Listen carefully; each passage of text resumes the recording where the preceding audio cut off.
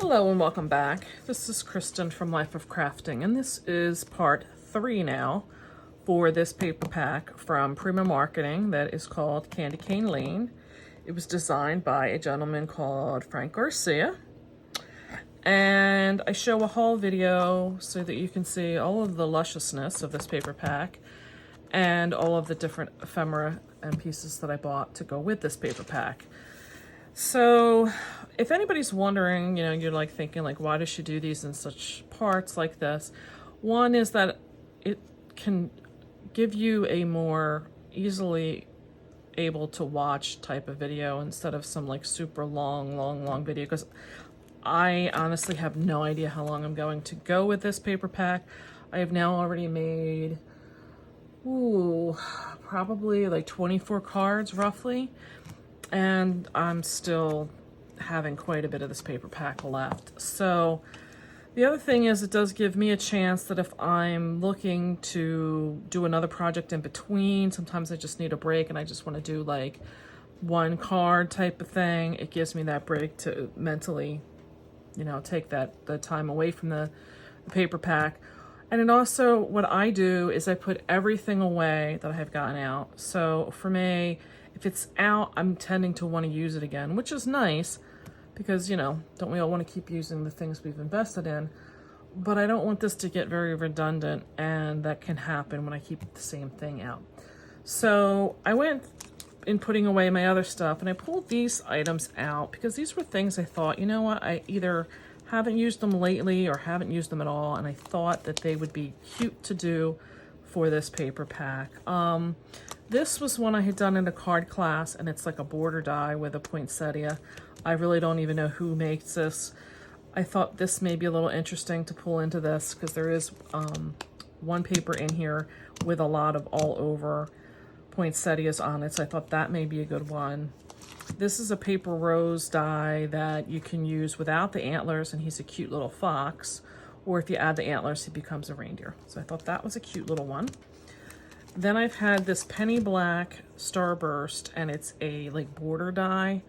And I had these ideas of making it into like a shaker card, but I've realized that these openings aren't really that big.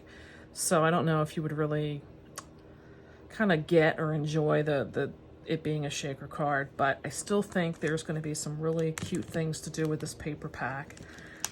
And then I have these two Elizabeth designs. I'll flip these over so you can get a better idea. They have a whole collection. This is the one reindeer with the wreath. You can do it with or without the wreath. There's Santa that you can, change his arm around. He doesn't have to hold the bell like that. There's a sleigh that I have. There's a snowman. There's a boy and a girl elf.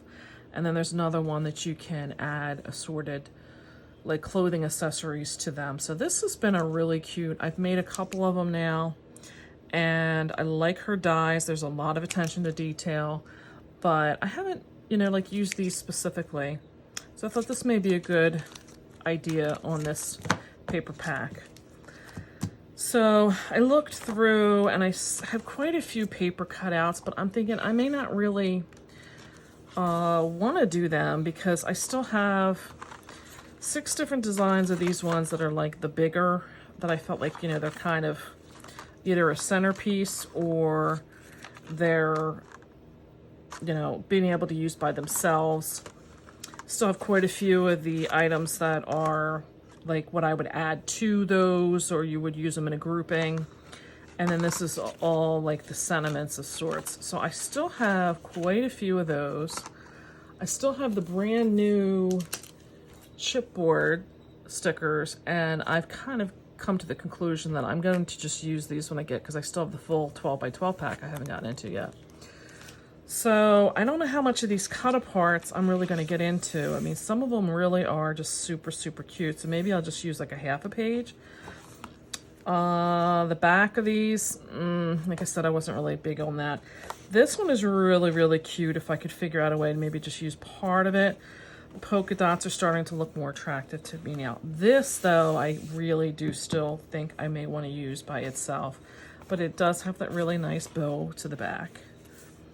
This one's the stockings that's really not kind of calling to me anymore, and the back is that red that we've used, and that is a nice contrast to the rest. Like these little sceneries, but again, I'd have to use like a certain cut to get them. I really think these are what I want to do next, is the deer. These are the cut parts I just used in the end of part 2. And like I said, I did something with them. I don't know if I want to do any more. I think the poinsettia on the back is really what's kind of caught my eye. There are tags still left, and I think I'd like to do something with those because they are in so many of these paper packs and they are more difficult to find a use for. But the stripe on the back is calling my name too. So I think what I'm going to start with is, I want to start with this. I must have gone past it.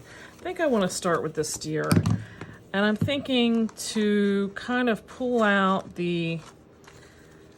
There is a smaller one of that, and I guess that's all the ones in there, and then there's a bigger one in there of her. She's just so sweet looking, and then.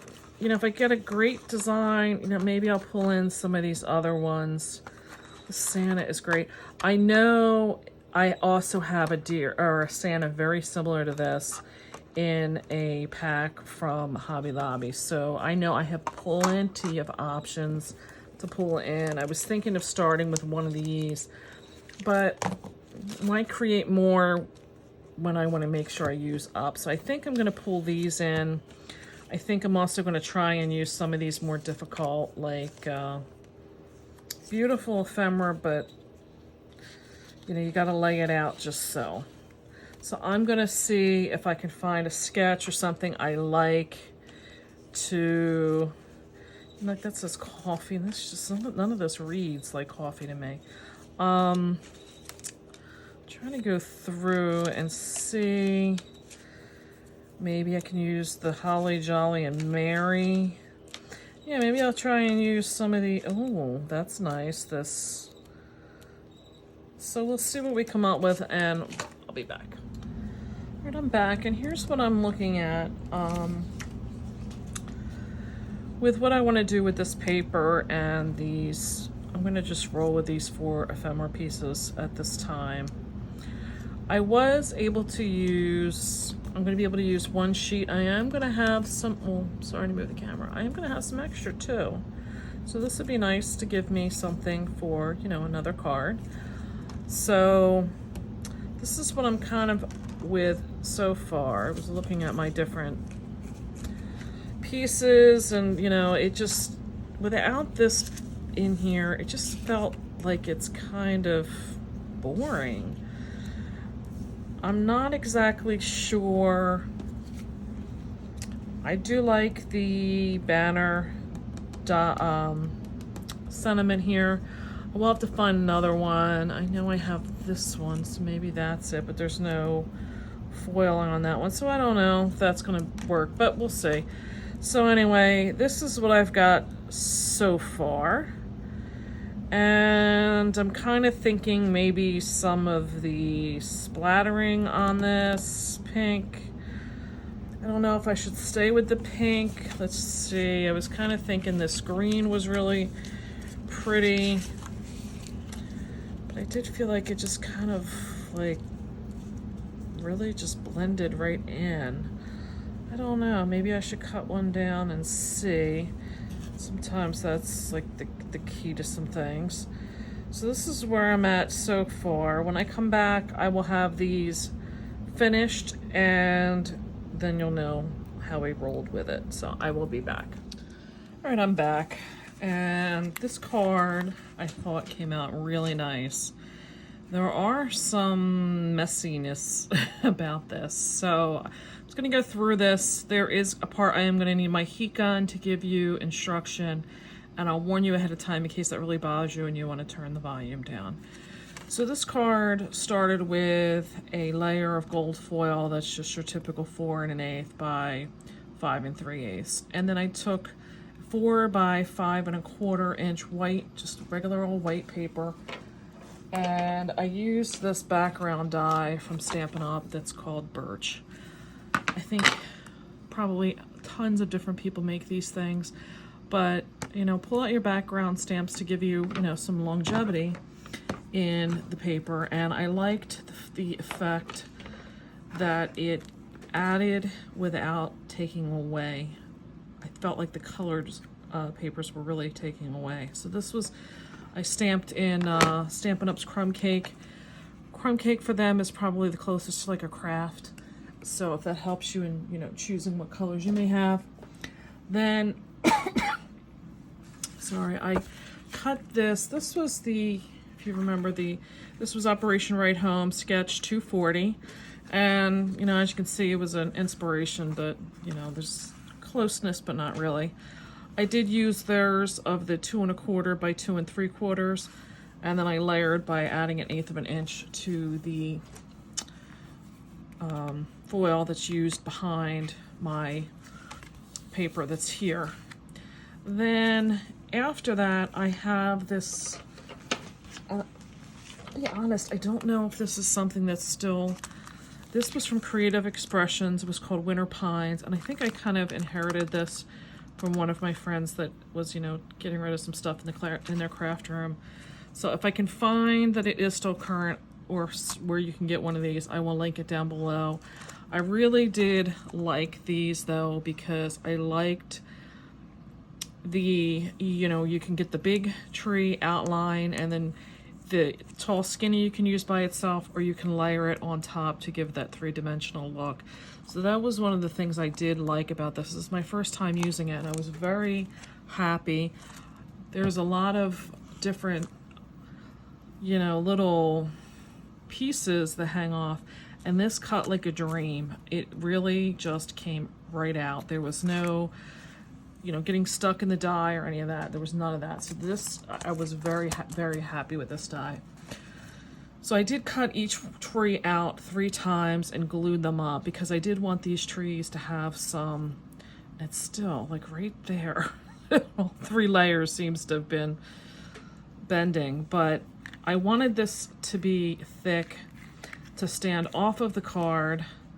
Thought about using it by itself, but it just didn't do enough for me. So I did want to do like a puffy paint, and earlier tonight I was doing some organization videos because I started doing some swatches of stuff, and this was the Stampin' Up puffy paint that I have that I use a heat tool for, and that's what I'm going to show you in a minute with the heat tool. But then I also have this Tulip fabric paint that you can buy at like a Hobby Lobby or any place really that has the crafts department. But the difference that I'm trying to show you is that one is very smooth, and then the other one has that like bubbly effect. So depending on what you're looking for, obviously because I wanted it to snow, I was going with this one. This would be nice if I do my gingerbreads and I want that icing look. I think that would look way better. This one you just have to let air dry. There's no speeding it up with a heat gun that I'm aware of anyway. I didn't take a heat gun to it, but this one, you know, is much faster because you are using the heat gun to it.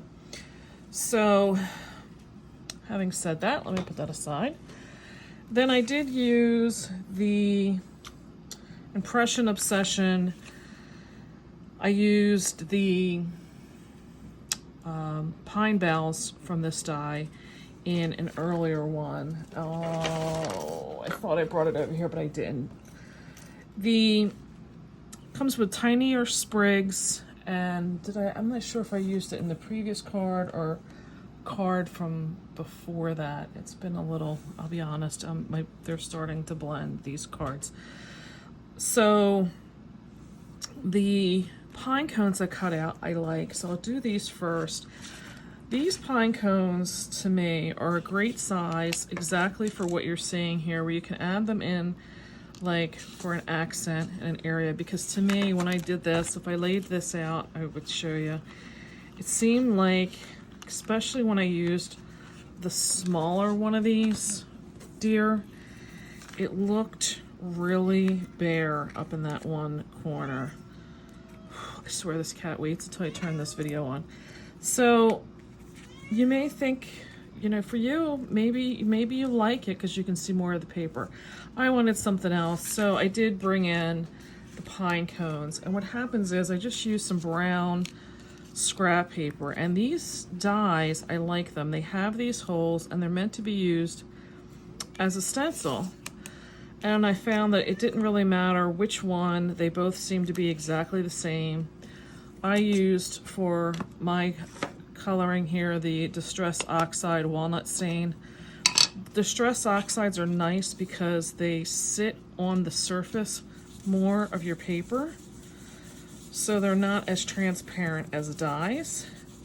So to me, I kind of move that. You know, you get that darker, and if you want it darker than that, what's nice is these fit right back in this die really easily. So if you pull it up and you think, I want something more, then, you know, you put it back. So that was as easy as that was. I'll have to clean these off in a second. I did try to do the puffy paint, but oxide inks are made to react with water, and they just did not do well. First of all, the dye started to come through. Second of all, I'm going to do the puffy paint in a minute. The puffy paint is very liquid, so you're not going to get real fine detail, and that's what I was trying to go with there, and it really did not. As you can see, it's a mess. So that's going in the trash. I just used my Jolly Roll pen. This is an 08, and I just highlighted like the little humps at the top. Again, this is water reactive, so I just did 2 layers. I did my first layer and let it dry, and then I would go back in with a second layer, and that's all it really needed. You may not even want to do it. I really kind of debated if I had to even do that. So you may opt to just not do it. The bow, and I'll go back and do these in a minute, was this old olive ribbon from Stampin' Up. Again, this is something I'm just trying to blow out. It just says organza, striped organdy ribbon. This was got a silver in it, which I thought would be nice to give this just a little bit extra in, and that didn't dry real well yet. So that was the finished card. So now I am going to bring in and show you the puffy paint. So if you want to turn the volume down, because well, not exactly right this second, now I think about it, because I'm not turning the heat gun on immediately. The puffy paint is, like I said, this particular, the one from Stampin' Up. You have to shake it. I found that I had to tap it on the table to make sure I didn't have it stuck up in here, because if I didn't, sometimes there was stuff that would sit up there and then all of a sudden it would just run out. This particular puffy paint, like I said, is very, there you go. I barely even turned it around. It kind of really drips, and it wants to sit in like a big bead. So you're not, like I said, going to get this in a nice fine detail. I don't even have to squeeze this bottle. It just comes out on its own. So I'm just going to do a little bit of this on the camera for you. Actually, I'll do the whole tree, because it seems like the further down I went, the better it got. And I think it may be because, you know, there's obviously more paper. And this is one of them things where having the heat gun very hot ahead of time is good. So I will be turning the heat gun on now if you want to turn your volume down.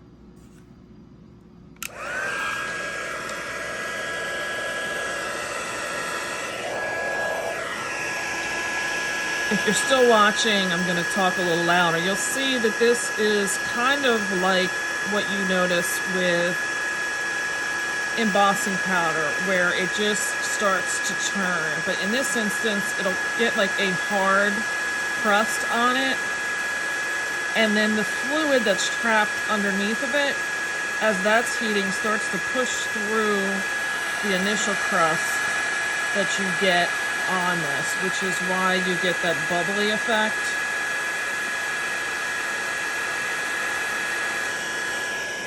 I would lift this up, but then the fluid on there would run off.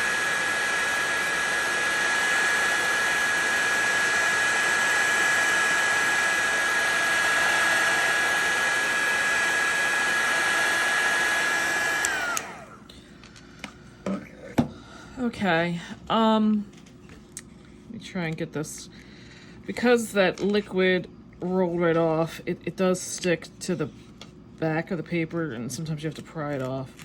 So as I was explaining, this is another reason why I wanted like multiple layers, so that if something like this happens, I'm not feeling the pain, like I have more to this than just that.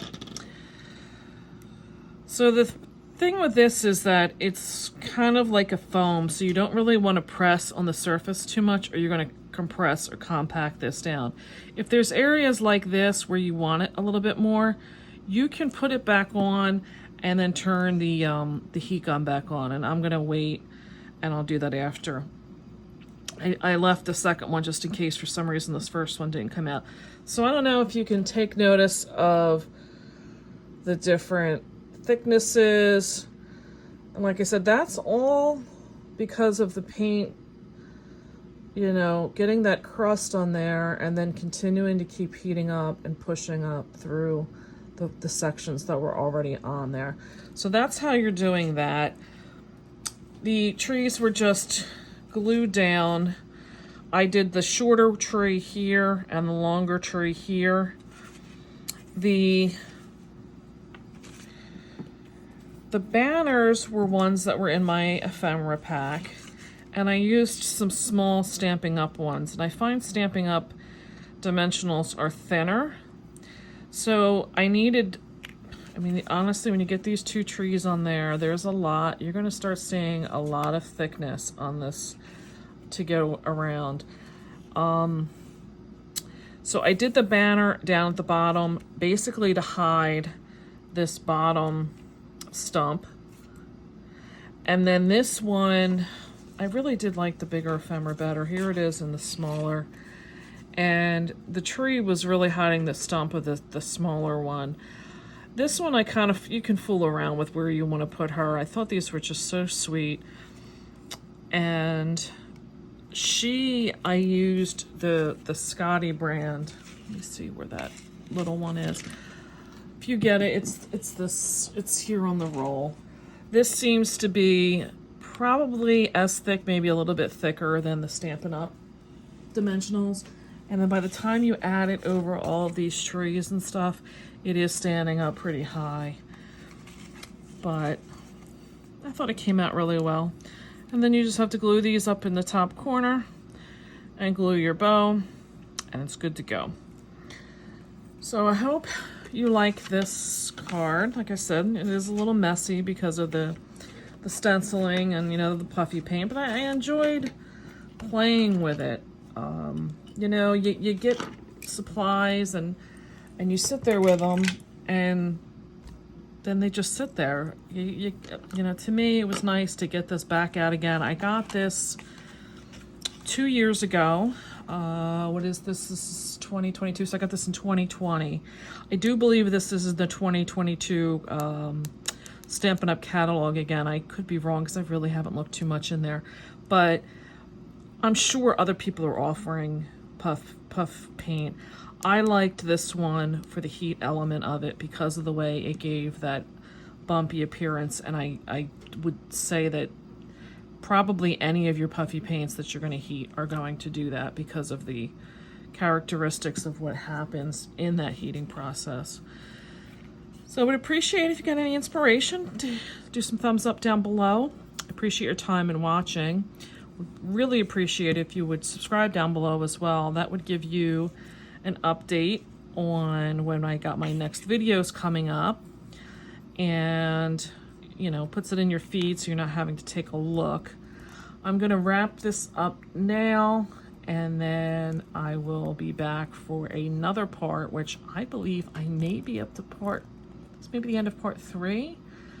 Like I said, I'm thinking I'm gonna have to take a little break from this pad after this one, and then I'll be probably back in another week or 2 after I get a couple other cards done, because I'm just getting where they're all starting to merge now. But anyway, I appreciate your time, and I definitely will be back with more. It just may take a little break, and you may see, you know, that there's other things in between.